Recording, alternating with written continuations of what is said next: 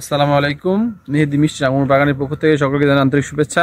আমরা নতুন আরেকটা এপিসোড নিয়ে আসলাম, সেটা হলো আঙুর গাছের পরিচর্যার ক্ষেত্রে আপনারা কিভাবে অল্প কীটনাশক এবং অল্প সার প্রয়োগের মাধ্যমে গাছকে সুস্থ রাখবেন এবং অল্প খাবারের মধ্যে গাছ ভালো হেলদি থাকবে।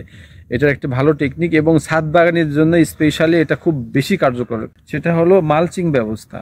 আমরা দেখুন আমাদের এই বাগানটা অলরেডি ড্রেন সিস্টেম করে দিয়েছি, এর আগে ফ্ল্যাট আকারে করছিলাম, তো সেটাতে এটা অনেক ভালো এবং প্রোডাক্টিভ। যেহেতু এইবার সকলেই জানেন যে অনেক বৃষ্টি হয়েছে এবং এক্ষেত্রে আঙুর গাছের অনেক ক্ষতি হয়েছে, তো সেক্ষেত্রে আমরা এই বিষয়টা দেখলাম যে এই বেড সিস্টেমে করলে ভিতরে নালা সিস্টেম এবং গাছের গোড়াটা বেড সিস্টেম করে দিলাম, সেক্ষেত্রে গাছটা অনেক সেভ হয়ে গেল পানি থেকে এবং পাশাপাশি এখানে খাদ্য নিউট্রিশনগুলো ঠিকভাবে যেন পাই। এই যে এখানে আমরা যে খাবারগুলো দিচ্ছি সেইগুলো কিন্তু রোদের এবং আপনার আলোর সংস্পর্শে আসলে খাবার কিন্তু ভালোভাবে প্রক্রিয়াজাত করাটা সম্ভব না, কারণ খাবারকে প্রক্রিয়া করতে হলে ময়েশ্চারাইজার অর্থাৎ রস বা পানি জাতীয় কিছু লাগবে। এই জন্য আপনি যখন এটাকে ঢেকে দিবেন তখন কিন্তু এটা অনেক ভালো প্রোডাক্টিভ হবে।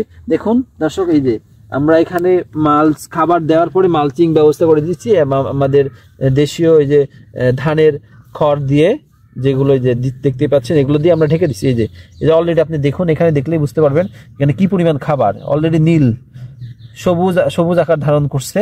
এই যে খাবারগুলো একেবারে কালার হয়ে গেছে, যে এই মাটিটা আসলে যে অতটা উর্বর এটা দেখেই বোঝা যাচ্ছে। এই জন্য এটা যদি আমরা ঢেকে রাখি তাহলে এই খাদ্য লেভেলটা অনেক ভালো থাকবে এবং দীর্ঘ সময় ধরে গাছটা খাবারটা পাবে। এবং যেহেতু এখানে ডাইরেক্ট রোদ পড়তেছে না, তাহলে অণুজীবগুলো অনেক দিন ধরে বেঁচে থাকবে এবং এদের খাদ্য প্রক্রিয়ার প্রসেসটা অনেক লং টাইম ধরে তারা করতে পারবে। এই জন্য আমরা এই যে মালচিং ব্যবস্থা করে দিয়েছি, এভাবে এগুলো ঢেকে দিচ্ছি। আর যারা ছাদ বাগানে তারা আপনার ছাদের যে টব আছে এই টবের গোড়াটা এটা একটু পুরু করে 1 ইঞ্চি পুরু করে এরকম খড় যদি দিয়ে দিতে পারেন তাহলে খুব ভালো হয়। তাহলে আপনাদের পানি দেওয়ার পরিমাণটা খুব কম লাগবে এবং খাবারও কম লাগবে। অল্প মানে যেখানে আপনার 2বার দিতেন সেখানে আপনি একবারেই সেই খাবারটা দিলেই গাছটা সঠিকভাবে খাবার পাবে।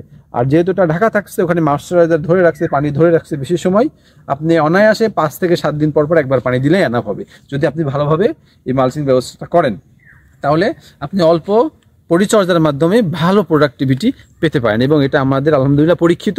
সেই জন্য আপনাদেরকে দেখানোর জন্য আমরা বললাম যে আপনারা এই সিস্টেমে জমিতে অথবা টবে করেন তাহলে সেটা আপনাদের জন্য অনেক প্রোডাক্টিভ হবে এবং আপনাদের অনেক কষ্ট কমাই দিবে এবং ফলের গাছের হেলথটাও অনেক ভালো থাকবে। হ্যাঁ দর্শক, আরেকটা বিষয় অবশ্যই মনে রাখবেন যে এটা শুধু আঙ্গুর গাছের ক্ষেত্রে না, আমাদের শুধু আঙ্গুরের ভিডিও দিয়ে এই জন্য না, এটা আপনি প্রত্যেকটা গাছের ক্ষেত্রে ছাদে অথবা টবে অথবা মাটিতে আপনি এইভাবে করতে পারেন, কোনো সমস্যা নাই। এই মালচিং পদ্ধতি এবং ড্রেন পদ্ধতি ব্যবহার করে আপনি অনেক ভালো প্রোডাকশন দিতে পারেন সব ধরনের গাছের। এই ট্রিপসটা যদি আপনারা ফলো করেন অনেক উপকৃত হবেন আমরা আশা করি, এবং আপনাদের সময় টাকা দুটোই বাঁচবে ইনশাল্লাহ। এই পর্যন্তই, সকলে ভালো থাকুন, সুস্থ থাকুন। আসসালামু আলাইকুম ওয়া রাহমাতুল্লাহি ওয়া বারাকাতুহু।